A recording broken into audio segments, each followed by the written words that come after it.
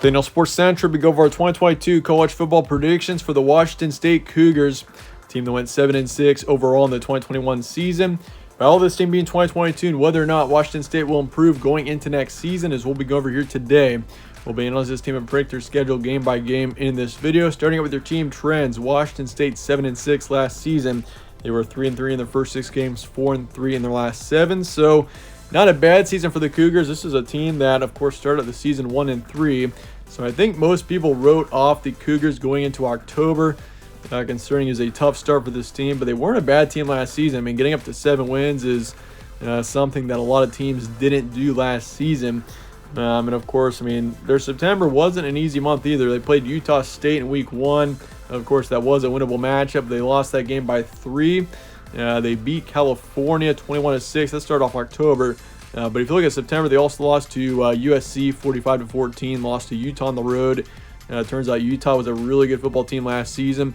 And they did beat Portland State in week 2 by 20 points. But of course, they're an FCS team. So really, you're supposed to beat them pretty easily. But yeah, so once again, this team was 1-3 heading into October. I mean, they started October playing pretty well. Won their first 3 games there, including that win over Cal. They lost to BYU by 2. BYU was a good team last season. They lost to them 19-21. And they beat Arizona State on the road to finish out October.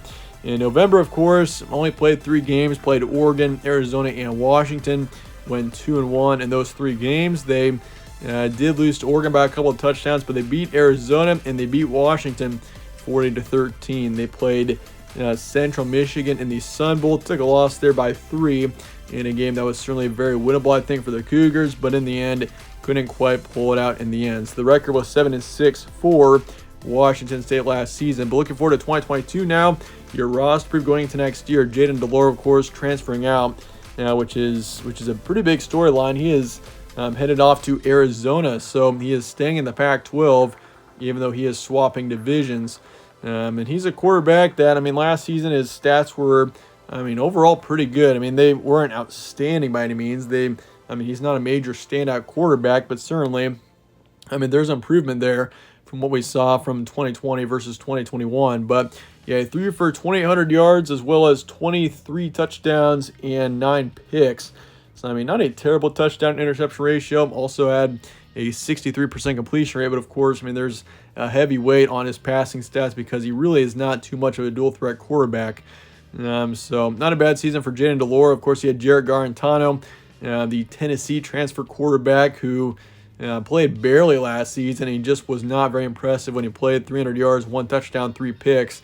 So it's easy to say that Jayden DeLore was the better quarterback, the more talented quarterback between him and Garantano last season. But for 2022 here, you don't have Jayden DeLore or Jarrett Garantano. Instead, you got the Incarnate Word transfer quarterback Cameron Ward, which Cameron Ward last year was certainly outstanding at his position. With Incarnate Word, of course, that was at a lower level. So, I mean, it's a much different deal when you're moving up to a Power 5 level. But yeah, Ward last season, 4,600 yards, 47 touchdowns, 10 picks. Overall, pretty good stats out of him. For Incarnate Word last season, I'll say 65% completion rate. So, I mean, his stats were great last year. He really improved from 2020 to 2021, even though, I mean, his stats even in 2020 were pretty good. So, he's definitely a quarterback that I'm really keeping an eye on. I think a lot of people are sleeping on him. He definitely has got some big talent, definitely a lot of talent, just a matter of how his work translates or how his play translates from a lower level Incarnate Word to Washington State. But otherwise, you lose a lot of your skill players as well. You lose Max Borghi and Deion McIntosh going into next season, your top 2 in the backfield, which, I mean, if you look at Borghi, he put up over 1,000 yards, 12 touchdowns, and McIntosh over 600 yards and 4 touchdowns. So your 2 running backs who put up nearly a combined 1,700 yards and 16 touchdowns last season, you don't have either of them coming back. So the backfield is pretty sparse going into next season, I will say. It looks like Watson is going to be up there in the depth chart. Nakia Watson for next season. So keep an eye on him. But the receiving core, Calvin Jackson Jr. and Travell Harris, you lose both of them.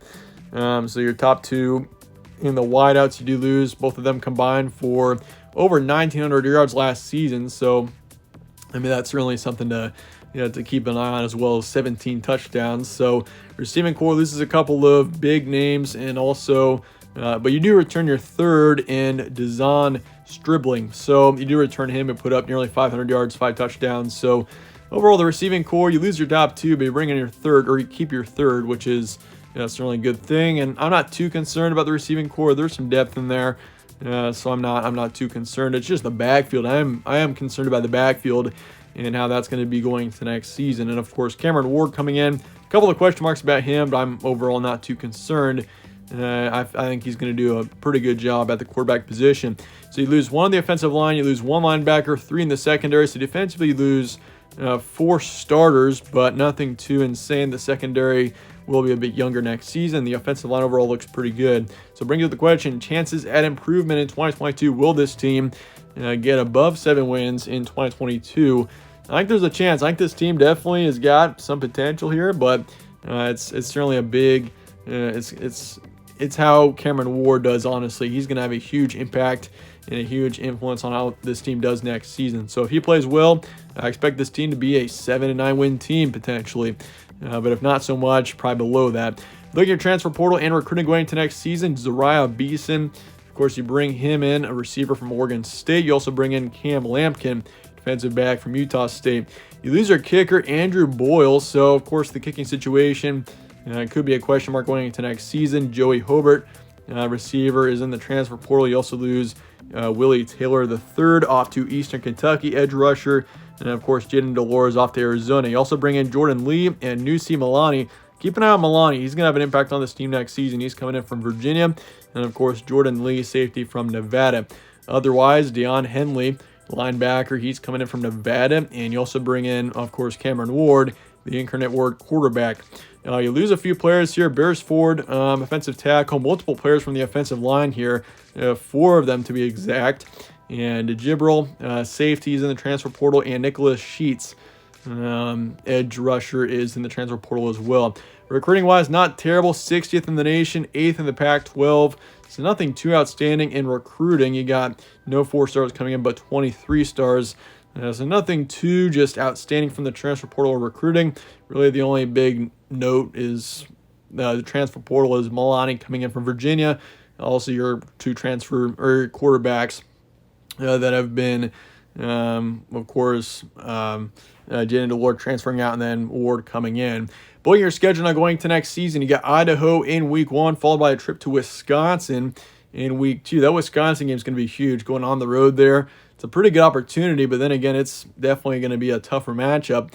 And then you got Colorado State and Oregon both at home to follow. In October, you got Cal at home, USC on the road, Oregon State on the road, and then Utah at home after your bye week to finish out October. And then in November, you got Stanford on the road, Arizona State at home, Arizona on the road, and then Washington at home to finish out your season. So let's look at September here. You got Idaho, which I'd say is an easy win. You beat them by a couple of touchdowns. You go to Wisconsin. I do think you take a loss there. So you lose to the Badgers. And of course, that's a football team that I don't expect them to be terribly good next season. I mean, in the Big Ten, they'll probably get, I'd say, 8 to 10 wins. And they're a beatable team, I think, for Washington State. But with it being at the early parts of the season, with the amount of changes that the Cougars have, Wisconsin's going to be more experienced. And I think they do get the win there in week 2. You do beat Colorado State and then Oregon. So you beat Oregon in week 4. I think the Ducks kind of have a bumpy start to the season here in 2022. I mean, of course, they got Bo Nix going in, Auburn quarterback. They're a very interesting team going into next season. I just don't know if they're going to be terribly good. So I do think you beat Oregon. That'd be a good upset win, a big win there. So you got a nice win going into October here with a 3-1 record.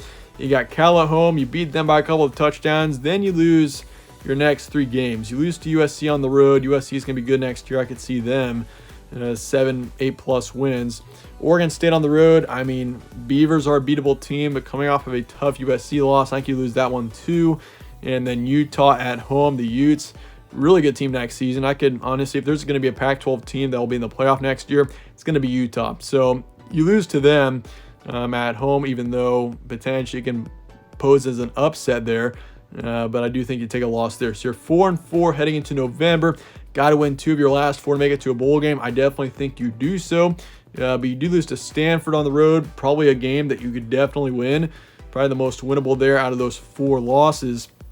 But you lose to them. You come back, you beat Arizona State the next week. The Sun Devils, I really don't think they're going to be too good next year. I mean, things are not looking good for the Sun Devils with returning production, with the amount of players transferring out. I mean, I don't think Arizona State's going to be too good. So you beat them, I'd say in a close one. But then Arizona, this is a questionable game here because some may say, oh, Arizona, they're an absolutely horrible team, which more than likely they're not going to be too good this season. But I think you slip up there and you take a loss in a game that you probably should win. But that's just kind of part of being Washington State and a team kind of in a rebuilding situation. But then you beat Washington the next week to finish out the season. So you finish out at 6-6 overall, not a bad record. And I mean, it brings some optimism for the future for Washington State. But let me know your thoughts in the comments below on this team. And I appreciate you guys watching as always. Stay tuned for more from All Sports Central. Catch you on the next one.